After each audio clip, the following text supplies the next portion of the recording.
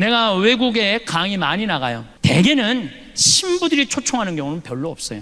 아니, 어떤 신부 솔직히 얘기하더라고. 신부님 오는 거 안 좋다는 거예요. 왜 안 좋으냐니까 한 번 왔다 가면 3개월 동안 내 얘기만 하면 미친대요. 내 얘기만 하면 자기는 싫대, 그런 게. 그리고 그게 나중에 똑같다는 거야.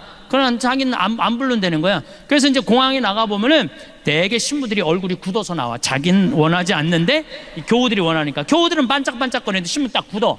근데 3분만 지나면요, 신부님 얼굴이 다 풀려요. 3분만 지나면. 그 나중에 와갖고 교우들이 그래, 신부님 그 차 타고 오면서 신부님 막 욕하고 왔는데 어떻게 3분 만에 저 신부 얼굴이 풀렸느냐고. 신기하다고.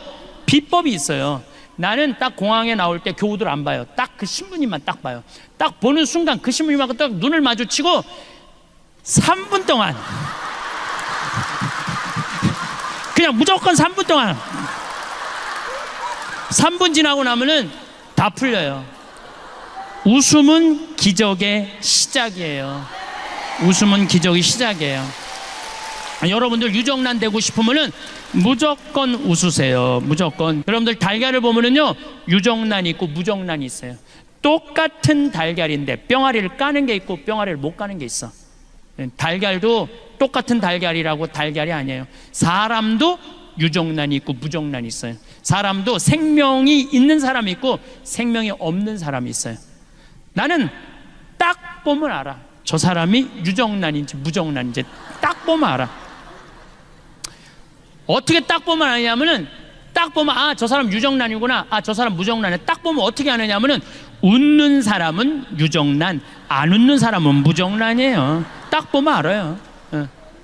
여러분들 친구들끼리 이렇게 어울려져 갖고 하루 종일 이 올림픽 공원 이런데, 올림픽 공원 이렇게 막 놀고 수다 떨잖아요. 막 수다 떨 때 6명의 친구인데 5명은 막 깔깔거리고 웃는데 한 명만 하루 종일 한 번도 안 웃어. 그 친구 보면 여러분 어때요? 어떤 생각 들어요? 기분 확 상해, 안 상해? 걔가 무정란이에요. 걔가 무정란이에요. 안 웃는 애가 무정란이에요. 그러면은 그 친구는 왜 안 웃느냐면 그 모임이 재미가 없어서 안 웃는 게 아니에요. 이 사람은 왜, 여기서도 지금 나보고 안 웃는 사람 있어. 그 사람 내 강의가 재미가 없어서 안 웃는 게 아니야. 이 사람은 왜 안 웃느냐면은 남편하고 이혼을 해 마라. 여기 앉아있지만 생각은 그 생각 갖고 있는 거예요. 남편하고 이혼을 해 마라. 자식이 하나 있는데 컴퓨터 게임을 새벽 4시까지 해. 그리고 4시까지, 오후 4시까지 자, 취직도 안 하고 돈도 안 벌고 4시에 일어나고 라면 먹고 또 컴퓨터 게임을 해. 걔 생각하면은요, 아무리 웃긴 얘기를 들어도 웃을 수가 없어요. 근데 여러분들의 걱정하는 거에 96%는 해결할 수 없대요. 자식, 컴퓨터 게임하는 자식 여러분들 해결할 수 있을 것 같아요? 해결 못해요. 자, 오늘 기분 좋게 강의 듣고 은총 많이 받았어. 오후에 치유 은사도 있어. 기분 좋게 치유까지 받았어. 근데 집에 딱 갔는데 아들놈이 여전히 컴퓨터 게임을 하는 거야. 막 컴퓨터 게임을 해. 그럼 엄마가 기분 좋다가 딱 아들 보고 기분이 확 상해. 그리고 이렇게 말합니다. 나는 너만 보면 신경질이나 컴퓨터 게임 좀 그만해, 이 자식아. 혼자 재미나게 하다가 엄마 보고 스트레스 받는 이 자식, 컴퓨터 게임 더 열심히 해, 엄마 보고. 그리고 엄마가 이렇게 말합니다. 차라리 이렇게 사느니 너 죽고 나 죽자. 이런 집은 해결이 안 돼요. 앞으로는 그렇게 말하지 마세요. 왜 너 죽고 나 죽어? 앞으로 이렇게 말했어요. 너 죽고 나 살자. 그냥 넌 하다가 죽어. 컴퓨터 게임 하다가 죽어. 나는 살 테니까. 그리고 여러분 이렇게 얘기하세요. 엄마 2박 3일 동안 평창 놀러 갔다 올 테니까 너 컴퓨터 게임 열심히 해. 엄마 이스라엘 성지순례 10일 갔다 올 테니까 너 컴퓨터 게임 열심히 해. 그리고 또 엄마 제주도 이시돌 목장 갔다 올 테니까 얘가 막 컴퓨터 게임 하다가 뭐가 좋아서 저렇게 맨날 돌아다니지? 나도 한번 나가볼까? 나가는 거예요. 나가는 거예요. 그런데 너 죽고 나 죽자 그러면 같이 죽는 거야. 그러니까 오늘부터 너 죽고 나 죽자 그러지 마세요. 너만 게임하다가 너만 죽어. 엄만 살 테니까. 그러면 여러분들 생각을 해봐요. 여러분들 안에 생명이 없는데 애한테 어떻게 생명이 있어요? 여러분들이나 웃고 사세요. 여러분들이나 웃고 사세요. 제가 어떤 분이 와서, 신부님 우리 아버지가 청각장애자예요. 근데 신부님 방송을 보고 웃어요. 그러더라고요. 아니 안 들리는데 어떻게 날 보고 웃느냐. 자기도 너무너무 신기하대. 아버지 저게 재밌어요. 그럼 막 재밌다고 그러는데 아버지가 그래서 나도 내가 평화방송 틀어놓고 소리를 줄였어. 그 내 방송을 봤어요. 청각장애자 마음을 느껴보려고. 그랬더니 보니까 1시간 내내 나도 웃고 교우들은 이러면서 웃는 거야. 그러니까 그 할아버지는 그것만 봐도 좋은 거야. 웃음은 기적의 시작이에요. 웃는 얼굴에 침 못 뱉는 거예요. 그러니까 여러분들 유정란 되고 싶으면 어떻게 하셔? 웃어. 뭐 이렇게 어려워, 웃는 일이. 두 번째, 유정란이냐 무정란이냐 구분법 두 번째는 뭐냐면은 감사하느냐 감사하지 않느냐. 감사하는 사람은 유정란, 감사하지 않으면 무정란이에요. 저는 요즘 더 뼈저리게 느낍니다. 저는 제 생일 때 집에 가고 어머니 배를 붙잡아요. 어머니 배를 붙잡고 이렇게 말합니다. 배야 고마워. 네가 나를 10달 동안 여기 넣어줘갖고 내가 너무너무 행복하게 해갖고 내가 이 세상을 너무 행복하게 살고 있고 대한민국에 행복을 전해주니까 이 배가 나 깠으니까 유정란 배 아니야? 유정란 배 고마워. 배야 고마워. 그럼 84살 먹은 할머니, 우리 어머니가 이거 왜 이래? 심이 맨날 나갖고 장난친다고. 장난치는 게 아니야. 지금 이 배가 난 너무 고마워.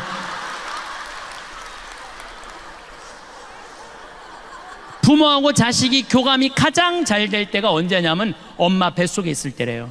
애들 말이, 여러분들 자식이 여러분들 말을 가장 잘 들을 때가 언제냐면 뱃속에 있는 10달이라는 거예요. 여러분들이 행복할 때 애도 행복하고, 여러분들이 화가 날 때 애도 화가 난다는 거예요. 여러분이 신경질 난다고 담배 한 대까지 피잖아요. 애는 60가치를 피는데 덜 받는다고. 그러니까 그 기간 동안 행복한 마음으로 아이를 갖고 있었다면 그 애는 행복한 거예요. 근데 그 기간 동안 엄마가 우울하잖아요. 그럼 애는 우울하게 태어날 수밖에 없는 거예요. 그래서 태어나서 10년의 교육보다 뱃속에 있는 10달의 교육이 더 중요하다는 거예요. 심지어 뱃속에 있는 10달보다 첫날 밤 어떤 마음을 자느냐, 첫날 밤이 더 중요하다는 거예요. 10달보다. 율곡 선생이 어떻게 태어났느냐면 심사임당이요, 태기를 해요. 보름날 한양에 있는 남편한테 가장 기가 좋은 날이다, 우리 대관령에서 만나갖고 우리 첫날 합방을 하자. 그래갖고 율곡 선생이 태어난 거예요. 요즘처럼 술에 취해갖고 그냥 안 왔는데 얼떨결에 그냥 애가 생겨갖고, 이게 술에 취해갖고 태어난 애들 많아요 여기. 그런 애들하고 태기를 하고 태어나는 애하고는 다르다는 거예요. 그러니 나는 얼마나 우리 부모님한테 감사해요. 참 감사하죠. 저는 정말 아버님이 86인데 평생 아버지한테 쌍시우 소리를 못 들었어요. 평생 한 번도 쌍시우 소리를 못 들었어요. 아니, 당신 입에서 어느 누구한테도 그런 말씀을 안 하세요. 그러니 얼마나 내가 우리 부모님한테 감사한지 몰라요. 정말로 감사한 부모님 밑에 태어난 그래서 정말 술주정 빚쟁이 집에 태어난 집 자식 보면 정말 도와주고 싶어요. 내가 많이 받았으니까. 또 저는 이제 도시락을 싸갖고 다녀요. 식당에서 밥을 안 먹어요. 근데 우리 식복사가 밥을 하는 게 아니야, 예술 작품을 한다니까요. 정말 목을 많이 쓰니까 마늘밥, 은행밥, 요즘 두릅밥 해. 두릅 많이 나왔잖아요. 두릅밥 거기다가 이 양배추 탁 말어. 숟가락으로 안 먹어요. 그것만 먹으면 돼. 깻잎 말고. 그 다음에 요즘은 또 저 취 나오잖아요. 곰치 싹 먹으면은요, 이건 예술 작품 먹는. 그래서 내가 우리 식복사한테 하는 말이, 나는 도시락을 먹는 게 아니다, 예술 작품을 먹는다. 그러니까 우리 사제관 주방에 가보면요, 우리 식복사가 그 예술 작품 만든다고 책이 가득 들어있어. 요리책이. 예술 작품을 먹는 것도 결국은 누구의 입에서 나오기 시작하는 거야? 내 입에서. 복은요, 남이 지는 게 아니야. 내 입에서 나오는 말로 복을, 감사의 말이 나오면은 복을 받을 수밖에 없는 거예요. 그래서 여러분들도 자식들한테 갈비 안 사준다고 어버이날 찾아오지 않았다고 원망하는 말 하지 마세요. 엄마가 해준 것도 없는데 너 정말로 잘 자라줘서 너무 고맙다, 이렇게 튼튼해줘서 고맙다, 맨날 고맙다고 얘기하세요. 그러면은 자식이 잘 되는. 효자도 저절로 효자 되는 거 아니에요. 여러분들이 효자를 만드는 것도 여러분들 하기 나름이야. 맨날 섭섭한 것만 얘기해봐요. 어떤 자식이 효도하겠어요? 맨날 섭섭한 거 얘기만 하면은 2번 오던가 1번으로 줄여요. 1번 오던가 안 와요. 안 와. 그러니까 항상 누가 먼저 행복해야 돼? 여러분들이 먼저. 2013년에 아침마당 출연을 하고 생태마을에 왔는데 직원들이 막 책상을 치고 날 보고 난리가 났어. 왜 그러냐 그랬더니 전화가 완전히 폭주가 되고 뭐 실시간 검색어가 1인데 어떤 할머니 하나가 전화를 해갖고 그랬다는 거예요. 오늘 출연한 신부님 이금희 아나운서하고 너무 잘 어울리니까 결혼시키라고.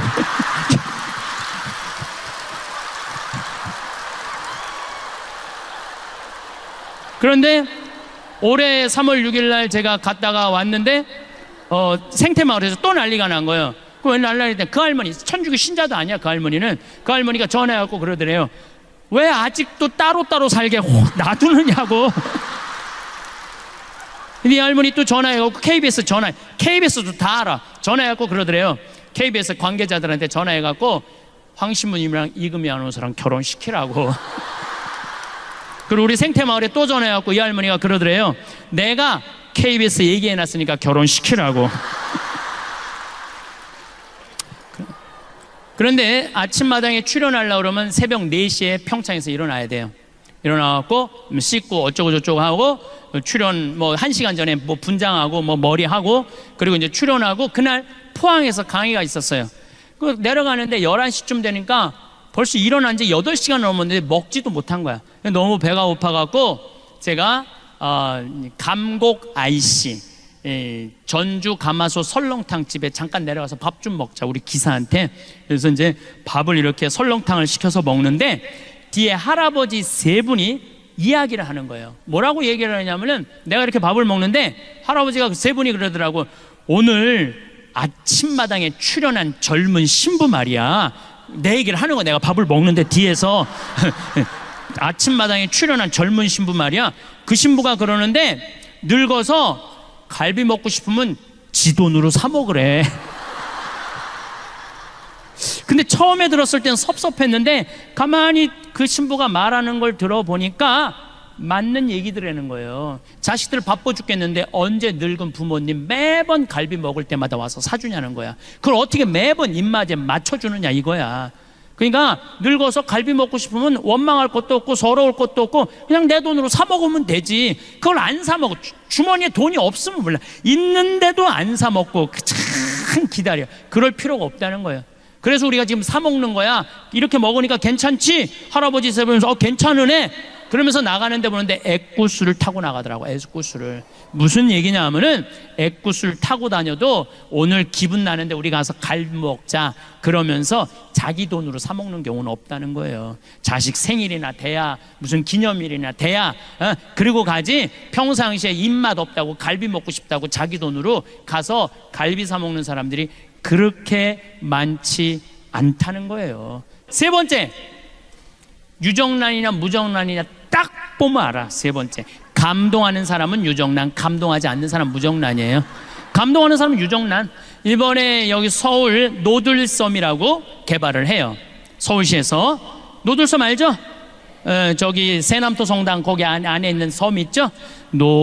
노들강변 아시죠? 그 노들섬이야.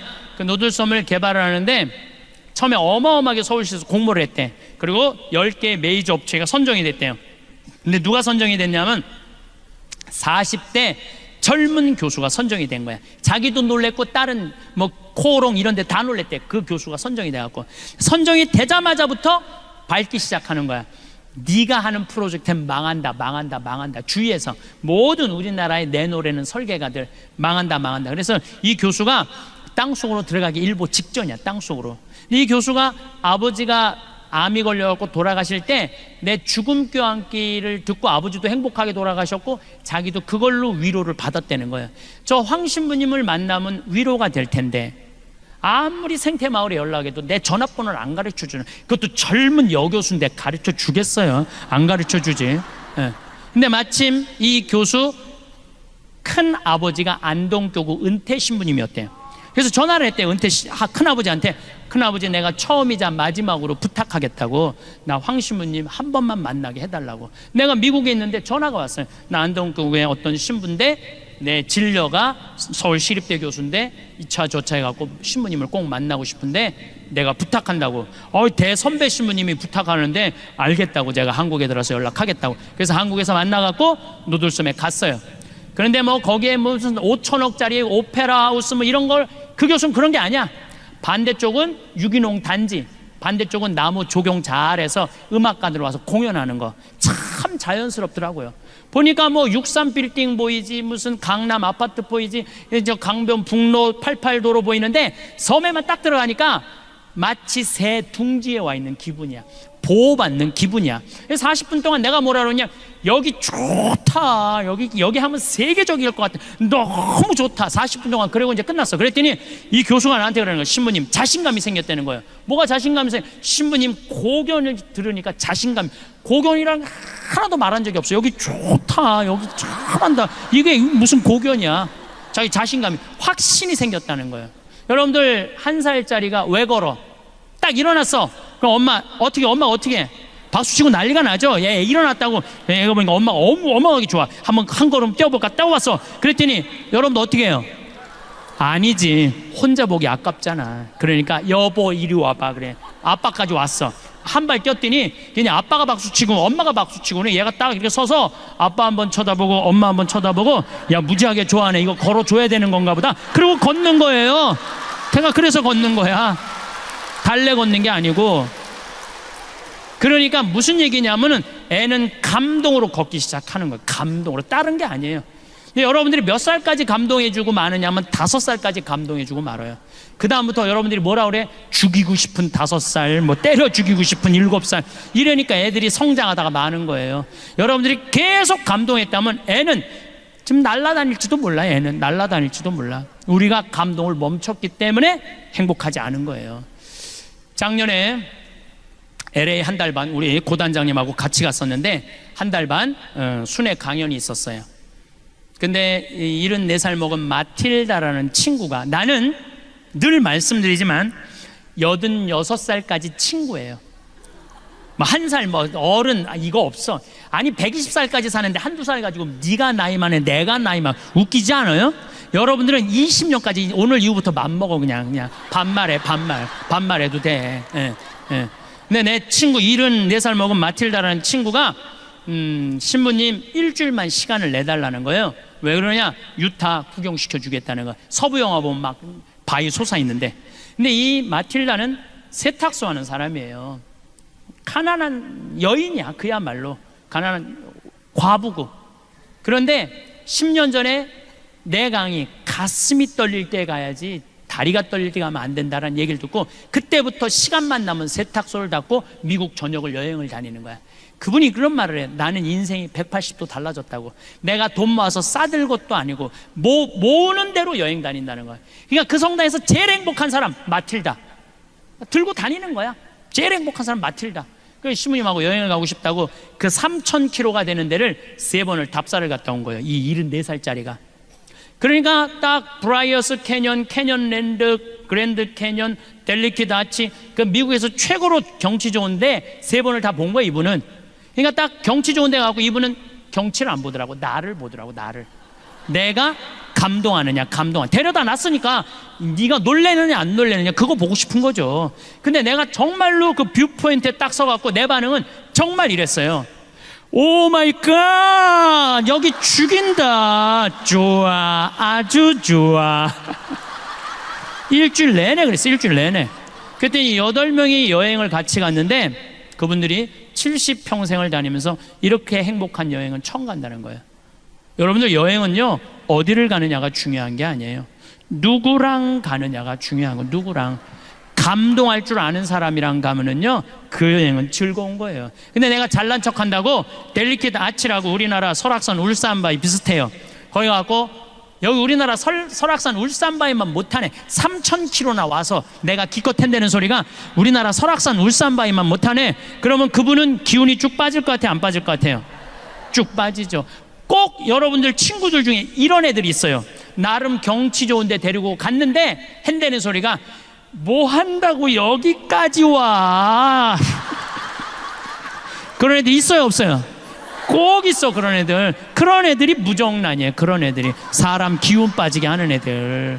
그 멀리 데리고 왔으면은 야 좋다, 정말로 멋있다, 이렇게 좋은 데를 어떻게 알았니?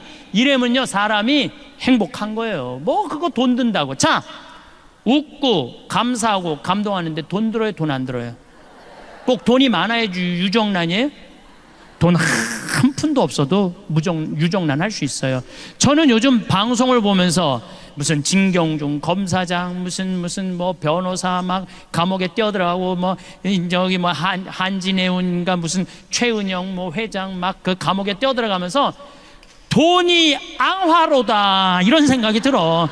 더욱이 신교코 그 집안 보면서 여러분들 그게 행복해요? 94살 돼가고 정신감정하러 왔다 들어갔다 하고 여러분들 돈 많은 거 부러워할 필요 하나 없어요. 이건희 회장님이 재산이 12조 5,900억이야. 좀 주식이 떨어졌고 11조 7천억으로 떨어졌어요.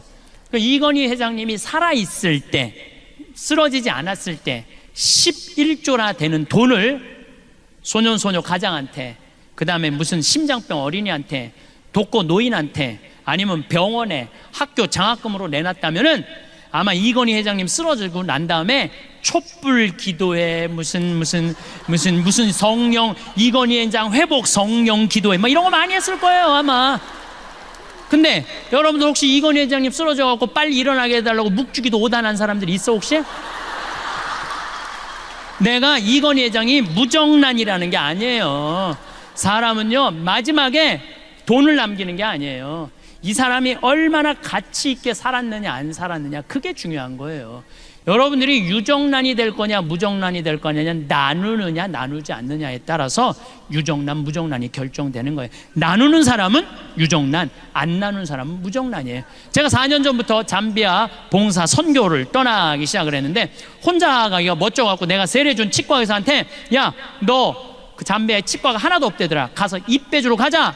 며칠 가야 돼요? 가는데 이틀 오는데 이틀. 그러니까 적어도 보름은 가야지. 그랬더니 시모님 죄송하다는 거예요. 못 가겠다는 거. 왜 못 가냐 그러니까 자기 병원 잘 되면은 한 달에 8천만 원에서 1억 버는데 보름이면 5천만 원이 날아가는 거 아니에요. 그래도 착해. 시모님 2천만 원 봉헌할 테니까 이거 갖고 도와주고 오시라고. 그리고 싹 발을 뺄라고 그러더라고요. 그래서 내가 이렇게 말했어요. 그런데 너 있잖아 2천만 원도 봉헌하고 너도 가야 돼. 그리고 데려갔어요. 데려갔는데 거기는요 이가 우리보다 한 배 반이 길어요. 그래갖고 썩어도 빼지를 못해. 썩었는데 이게 빼지를 못하니까 얼마나 아파요. 그렇지 않겠어요?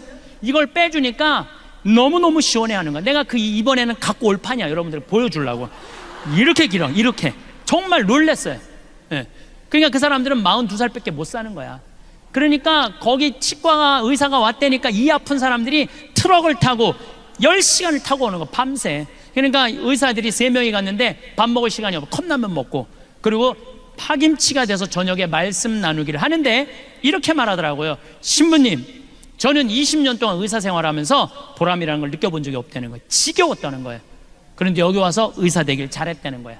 근데 그 의사는 봉사활동 떠나기 전에 맨날 나한테 뭐라 그러냐면 신부님 저 비행기에서 떨어져서 죽었으면 좋겠어요. 저 차가 와서 쳐서 죽었으면 좋겠어요.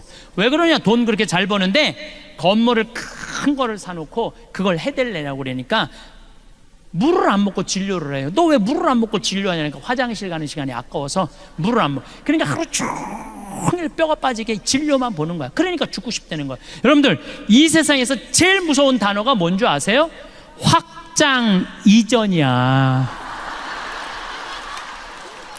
아파트도 확장 이전해 갈 때 힘든 거야. 가게도 확장 이전해 갈 때 힘든 거예요. 그냥 있는 대로 살아야지 뭐 좋은 거 있다 확장 이전해. 그러니까 돈을 그렇게 큰 건물을 사놓으니까 사는 게 기쁘지가 않는 거야. 그래서 넌 인생이 그런 게 아니다. 4년 전부터 내가 그 의사한테 가르친 게 뭐냐면 먹고 마시고 노는 걸 가르쳤어요. 먹고 마시고 노는 거를. 그런데 나 얼마 전에 물어봤어요. 너 화장실도 안 가고 진료 볼 때랑 이렇게 먹고 마시고 놀 때랑 버는 돈이 어때? 그랬더니 배시시 웃으면서 한다는 소리가 신부님 이상하게 그때보다 훨씬 더 많이 번다는 거예요. 너무너무 신기하다는 거예요. 그거 왜 더 버느냐? 내가 분석을 해줘서 내가 너 4년 동안 치과 다녀보니까 위생사가 한 명도 안 간둔 거야. 그전에는 3개월에 한 번씩 바뀌었거든요. 3개월에 힘들으니까 모든 의사부터 죽고 싶은 의사가 뭐 웃겠어요? 그냥 인상을 쓰고 하니까 환자들이 해다가 다 가는 거예요. 근데 지금은 다 반짝반짝 웃어.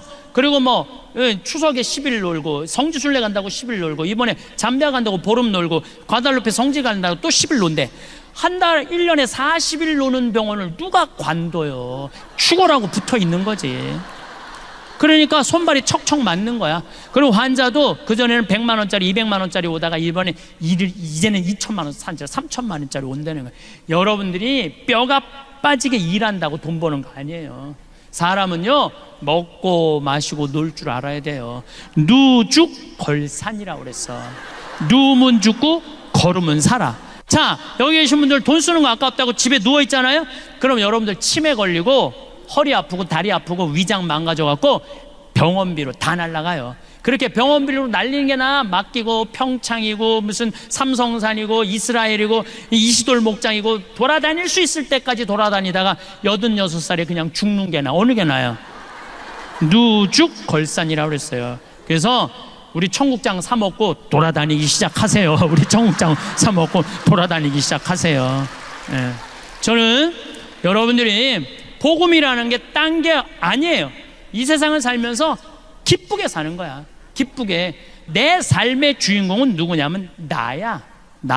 남이 아니야. 내가 내 삶을 책임지는 거예요. 자식이 잘하고 며느리가 잘한다고 자식 칭찬하고 며느리 욕하고, 반대로 잘못한다고 며느리 욕하고 자식 욕할 거 하나도 없다는 거예요. 자, 여러분들 이틀 전에 노인 학대의 날이에요. 기억하는 날이에요. 10명 중 노인 중에 몇 명이 4명이 학대받는 노인들 4명이 누구한테 학대받아?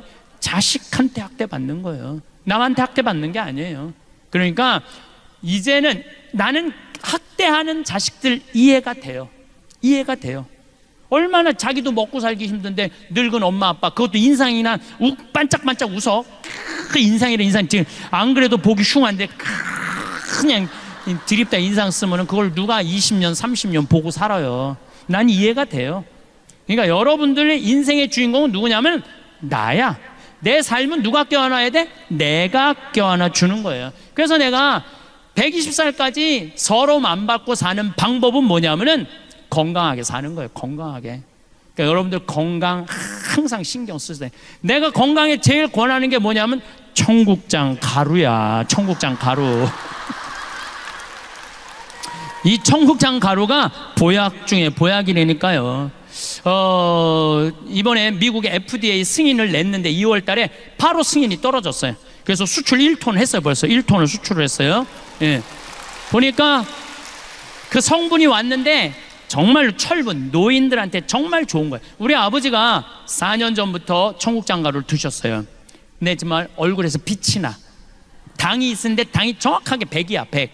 혹시 여러분들 수원에 가서 중절 모자 쓰고 얼굴에 빛이 나는 할아버지가 있으면 그분이 우리 아버지인 줄 알면 돼. 그분이 우리 아버지야.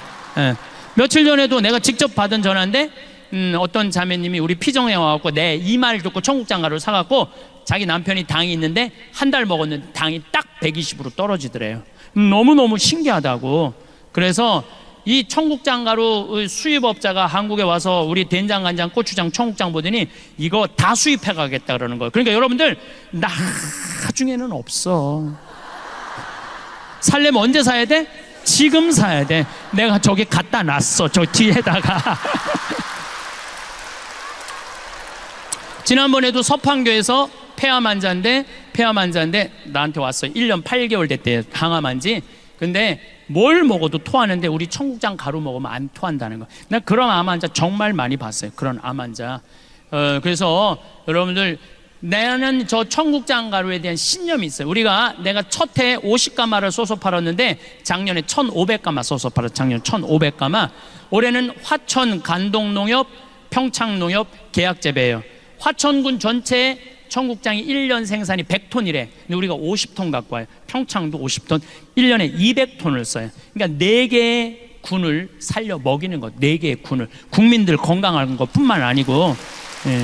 그래서 저는 청국장 가루 10,000가마 써서 파는 게 내 꿈이야. 10,000가마 써서 파는. 나는 돈 벌려고 그냥 버는 거 직원들 월급 다 줘요. 돈 버는 게 중요한 게 아니라 농촌 살리고 국민 살리고 국민들 건강하고.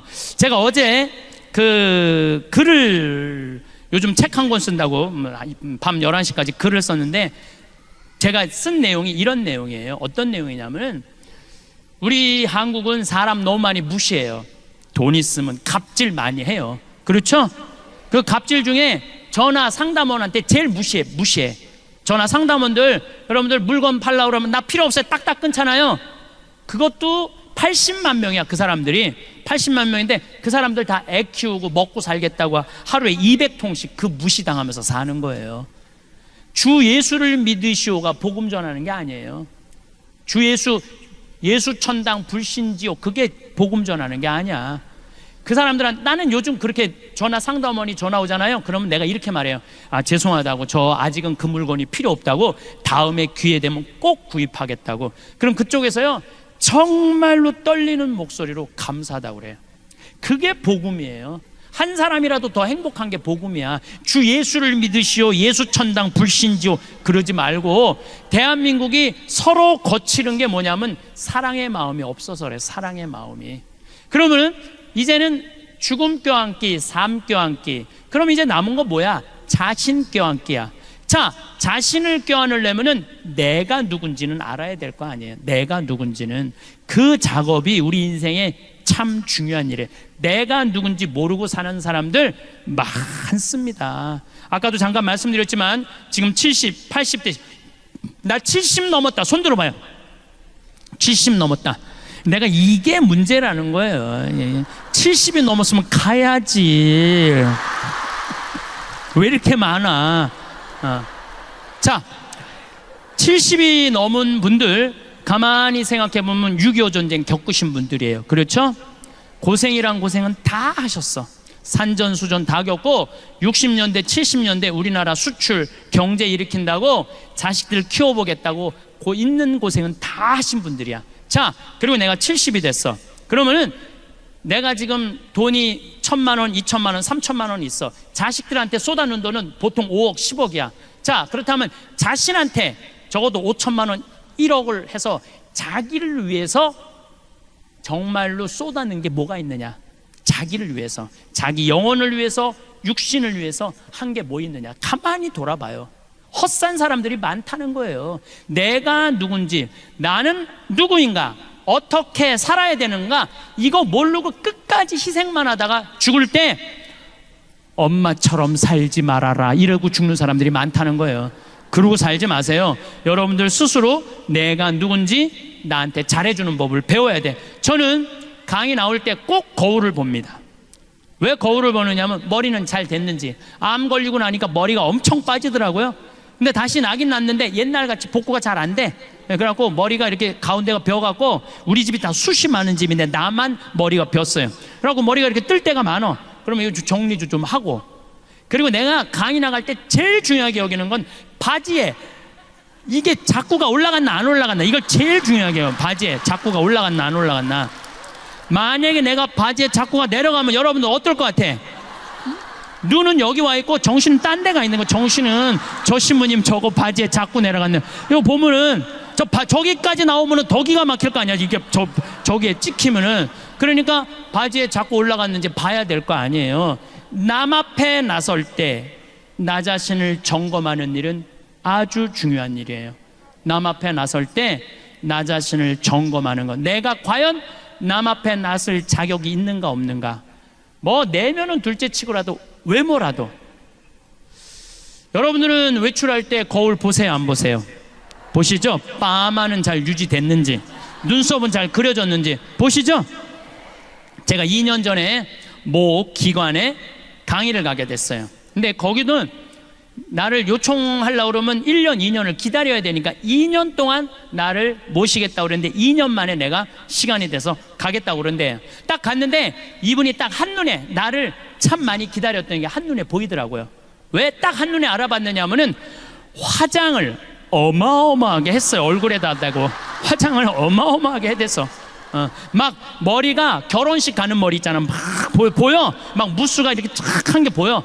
그리고 마스카라를 얼마나 말아 올렸는지 이게 막 거의 눈이 뒤집혀질 지경이야. 마스카라를 너무 말아 올려갖고.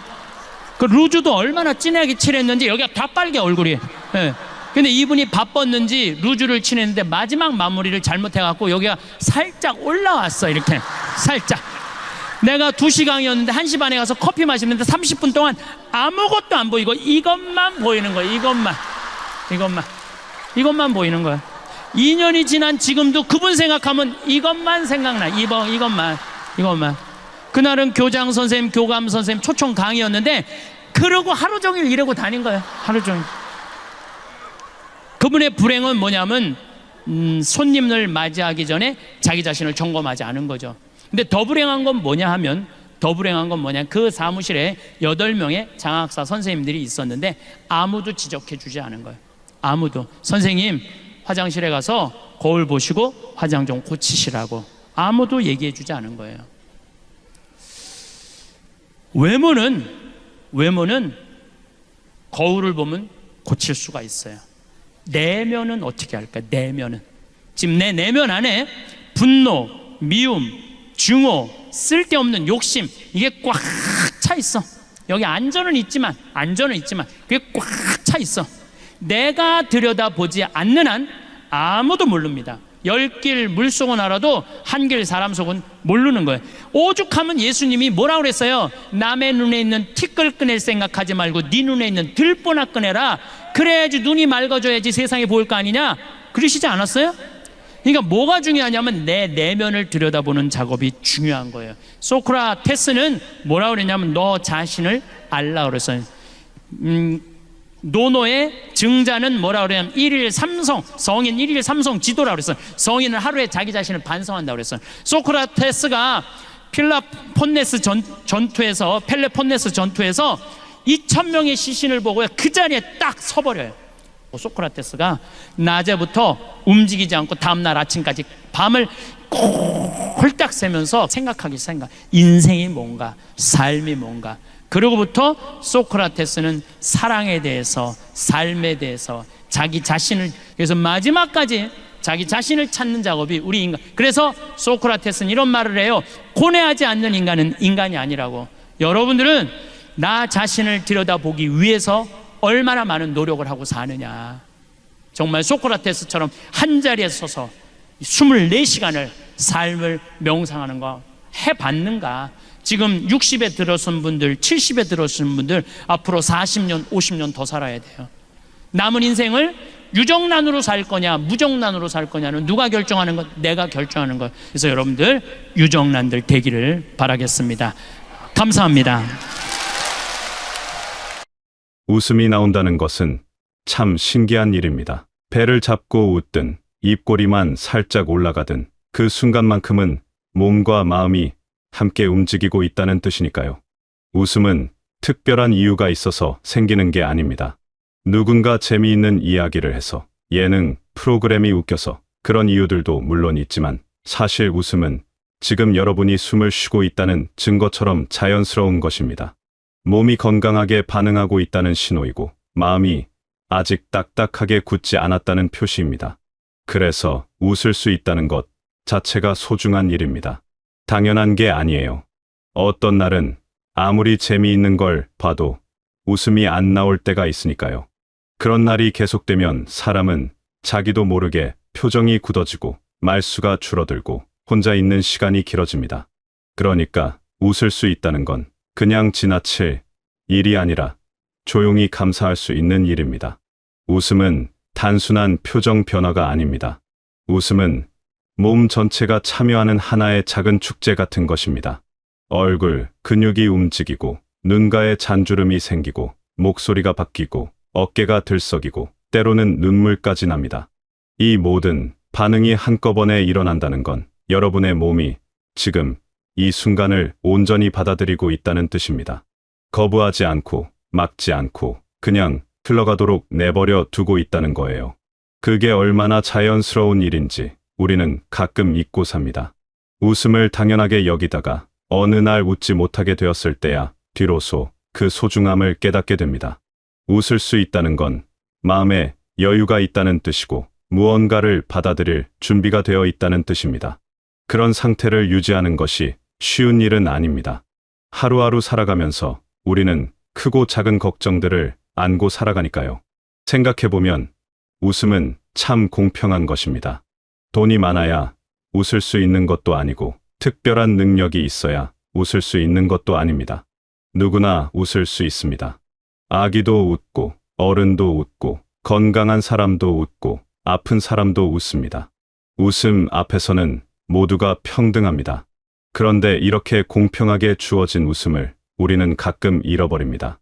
바쁘게 살다 보면 웃을 시간이 없고 걱정이 많아지면 웃을 여유가 없어집니다. 그러다 보면 어느새 웃음이 사라지고 그 자리에 무표정이 자리 잡습니다. 그리고 그게 익숙해지면 웃음이 없는 게 당연하게 느껴집니다. 하지만 그건 당연한 게 아닙니다. 웃음은 우리에게 주어진 선물이고 그걸 잃어버렸다면 다시 찾아야 합니다. 그런데 모든 날이 다 웃을 수 있는 날은 아닙니다. 아무 일도 없어 보이는데 웃음이 안 나오는 날이 있습니다. 텔레비전을 봐도 누가 농담을 해도 그냥 입술만 움직일 뿐 웃음이 올라오지 않는 날들이요. 그럴 때는 억지로 웃으려 하지 않아도 됩니다. 표정이 굳어 있다고 해서 잘못된 건 아니에요. 그건 단지 마음이 조금 지쳐 있다는 신호일 뿐입니다. 몸이 피곤하면 잠을 자듯이 마음이 지치면 웃음도 잠시 쉬어가는 겁니다. 그 시간을 인정하는 것도 중요합니다. 웃지 못한다고 자책할 필요는 없어요. 다만 그 시간이 너무 길어지면 조금 신경 써야 합니다. 웃음이 사라진 자리에 무표정이 자리 잡으면 그게 익숙해지면 어느새 마음도 그 모양대로 굳어버리니까요. 웃지 못하는 날이 며칠 이어진다면 잠깐 멈춰 서서 스스로를 들여다볼 필요가 있습니다. 지금 내 마음이 어떤 상태인지, 무엇이 이렇게 무거운지 조용히 살펴보는 시간이 필요합니다. 마음이 무거워지는 이유는 사람마다 다릅니다. 특별한 사건이 있어서일 수도 있고 그냥 이유 없이 가라앉는 날일 수도 있습니다. 중요한 건 그 상태를 방치하지 않는 것입니다. 마음은 몸처럼 신호를 보냅니다. 웃음이 사라지는 것도 그중 하나입니다. 식욕이 떨어지거나 잠이 잘 오지 않거나 평소 좋아하던 일에 흥미가 없어지거나 이런 작은 변화들이 모두 마음의 신호입니다. 이 신호를 무시하고 지나가면 마음은 점점 더 단단하게 굳어갑니다.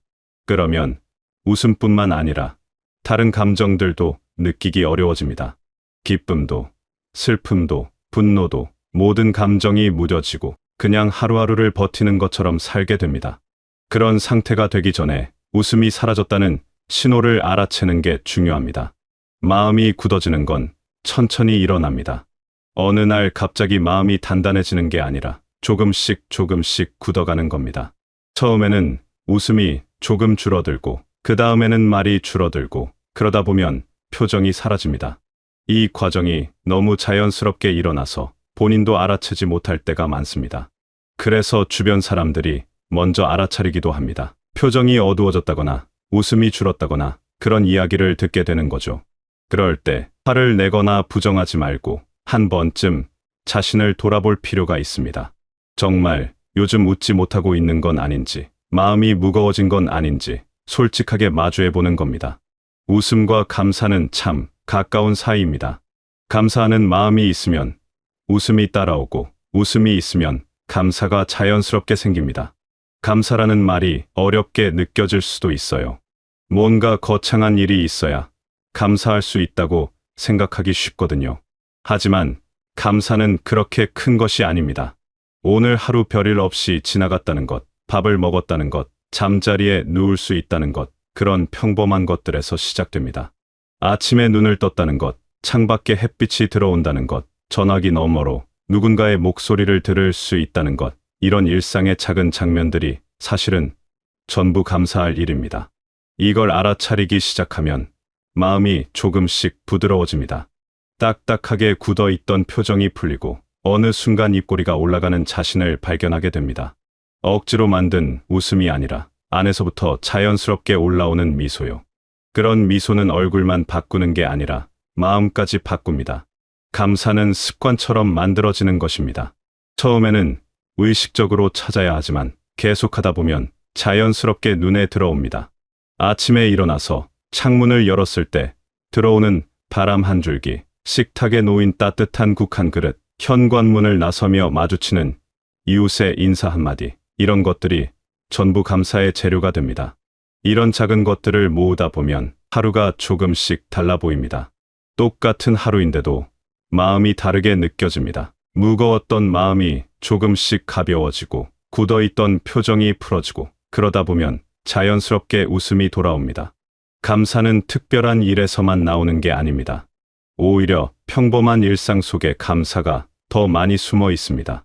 매일 반복되는 일들, 너무 익숙해서 당연하게 느껴지는 것들, 그 안에 진짜 감사가 있습니다. 매일 아침 눈을 뜬다는 것, 그게 얼마나 대단한 일인지 아는 사람은 많지 않습니다. 심장이 뛰고, 폐가 숨을 쉬고, 뇌가 작동하고, 이 모든 게 자동으로 일어납니다. 여러분이 신경 쓰지 않아도 몸은 알아서 생명을 유지합니다. 그게 얼마나 놀라운 일인가요? 이런 걸 하나씩 알아차리기 시작하면 감사할 일이 끝없이 나옵니다. 손가락을 움직일 수 있다는 것, 다리로 걸을 수 있다는 것, 눈으로 볼 수 있다는 것, 귀로 들을 수 있다는 것, 이 모든 게 감사입니다. 웃으려고 애쓰지 않아도 됩니다. 웃음은 만들어내는 게 아니라 저절로 나오는 거니까요. 대신 하루에 한 번만 고마운 장면 하나를 떠올려 보는 건 어떨까요? 거창한 일이 아니어도 괜찮습니다. 아침에 화장실에 갈 수 있었다는 것, 물을 마실 수 있다는 것, 손가락을 움직일 수 있다는 것, 이런 아주 작은 것들로 충분합니다. 누군가 보낸 안부 메시지 하나, 마트에서 산 과일 한 조각, 창밖으로 보이는 나무 한 그루, 이런 것들이 감사의 시작입니다. 처음엔 어색할 수 있어요. 뭘 감사해야 할지 모르겠고, 이게 무슨 의미가 있나 싶을 수도 있습니다. 하지만 며칠만 해보면 조금씩 달라집니다. 감사할 거리가 하나씩 보이기 시작하고, 그러다 보면 마음이 조금씩 가벼워집니다. 무거운 생각들이 조금씩 내려가고, 그 자리에 따뜻한 기분이 자리 잡습니다. 그러면 웃음도 자연스럽게 돌아옵니다. 크게 웃지 않아도 괜찮아요. 이 입꼬리가 살짝 올라가는 것만으로도 충분합니다. 그 작은 변화가 쌓이면 어느새 하루가 다르게 느껴집니다. 같은 풍경을 봐도 다르게 보이고, 같은 말을 들어도 다르게 들립니다. 마음의 렌즈가 바뀌는 거예요. 어두웠던 렌즈가 조금씩 밝아지고, 흐렸던 시야가 맑아집니다. 그러면 보이지 않던 것들이 보이기 시작합니다. 길가에 핀 작은 꽃 한 송이, 하늘을 가로지르는 구름 한 조각, 누군가 건넨 미소 하나, 이런 것들이 전부 마음에 들어옵니다. 그리고 그 하나하나가 전부 감사할 일이라는 걸 알게 됩니다. 감사는 단순히 좋은 일이 있을 때만 하는 게 아닙니다. 나쁜 일이 없다는 것도 감사할 일입니다. 오늘 아프지 않았다는 것, 큰 사고가 없었다는 것, 평범하게 하루를 마칠 수 있다는 것, 이런 것들이 사실은 가장 큰 감사입니다. 우리는 가끔 이걸 잊습니다. 좋은 일이 생겨야 감사하고, 특별한 일이 있어야 기뻐하고, 그렇게 생각합니다.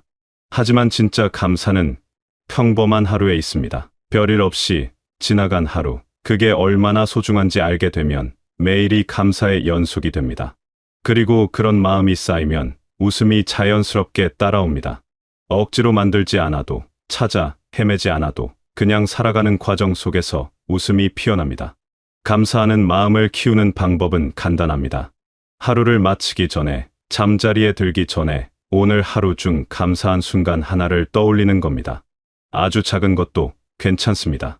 오늘 먹은 밥이 맛있었다는 것, 날씨가 좋았다는 것, 아무 일 없이 하루가 지나갔다는 것, 이런 것들로 충분합니다. 처음에는 잘 떠오르지 않을 수 있습니다. 감사할 게 뭐가 있나 싶을 수도 있어요. 하지만 계속하다 보면 점점 쉬워집니다. 감사할 거리를 찾는 눈이 생기는 거예요. 그러면 하루 중에도 자연스럽게 감사한 순간들을 알아차리게 됩니다. 그리고 그걸 마음에 담아두게 됩니다.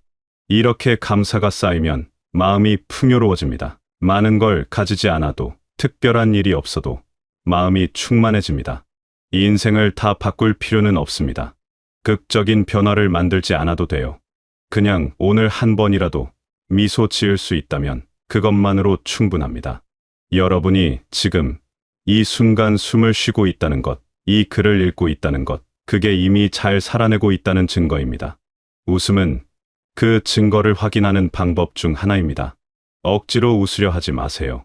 대신 하루에 한 가지씩 감사한 걸 찾아보세요. 그러다 보면 어느 순간 웃음이 돌아옵니다. 그 웃음이 작아도 괜찮고 소리가 나지 않아도 괜찮습니다. 중요한 건 여러분의 마음이 아직 따뜻하다는 걸 확인하는 것이고, 그 따뜻함을 조금씩 키워가는 겁니다. 웃음은 결과가 아니라 과정입니다. 감사하는 마음이 쌓이면 웃음이 따라오고 웃음이 있으면 감사도 더 깊어집니다. 그렇게 선순환이 만들어지면 하루하루가 조금씩 가벼워집니다. 무거운 짐을 내려놓는 것처럼 마음에 쌓였던 것들이 조금씩 사라집니다. 그러면 공간이 생깁니다. 그 빈 공간에 새로운 것들이 들어올 수 있습니다. 작은 기쁨, 소소한 행복, 따뜻한 위로, 이런 것들이 하나씩 채워집니다. 그리고 그게 쌓이면 어느새 마음이 풍요로워집니다. 많이 가지지 않아도, 대단한 일을 하지 않아도 그냥 하루하루를 살아가는 것만으로도 충분히 의미 있는 삶이 됩니다. 웃음이 있는 삶과 웃음이 없는 삶은 많이 다릅니다. 똑같은 하루를 살아도 웃음이 있으면 그 하루가 다르게 느껴집니다. 더 밝고, 더 가볍고, 더 따뜻합니다. 반대로 웃음이 없으면 아무리 좋은 일이 있어도 마음에 와닿지 않습니다. 그래서 웃음은 중요합니다. 웃음은 삶의 질을 바꿉니다. 크게 웃든 작게 웃든 그 순간만큼은 마음이 가벼워집니다. 걱정도 잠시 멈추고 불안도 잠시 사라집니다. 그 짧은 순간이 쌓이면 삶 전체가 달라집니다. 웃음이 많은 삶은 건강한 삶입니다. 몸도 건강하고 마음도 건강합니다. 그래서 웃을 수 있다는 건 축복입니다. 혹시 지금 웃지 못하고 계신가요? 괜찮습니다. 그럴 수 있어요. 마음이 지쳐 있는 건 잘못이 아니니까요. 하지만 그 상태를 너무 오래 두지는 마세요. 작은 것 하나라도 감사해 보세요. 오늘 눈을 떴다는 것, 밥을 먹을 수 있다는 것, 누군가의 목소리를 들었다는 것, 그런 사소한 것들로 충분합니다. 그걸 하루에 한 번씩만 떠올려 보세요. 그러면 조금씩 달라집니다. 표정이 부드러워지고 마음이 가벼워지고 어느 순간 웃음이 다시 돌아옵니다. 그 웃음이 작아도 소리가 나지 않아도 그게 바로 여러분이 잘 살아내고 있다는 증거입니다. 웃을 수 있다는 건 당연한 게 아니에요. 그러니까 오늘 한 번이라도 미소 지을 수 있다면 그건 이미 충분히 잘하고 계신 겁니다.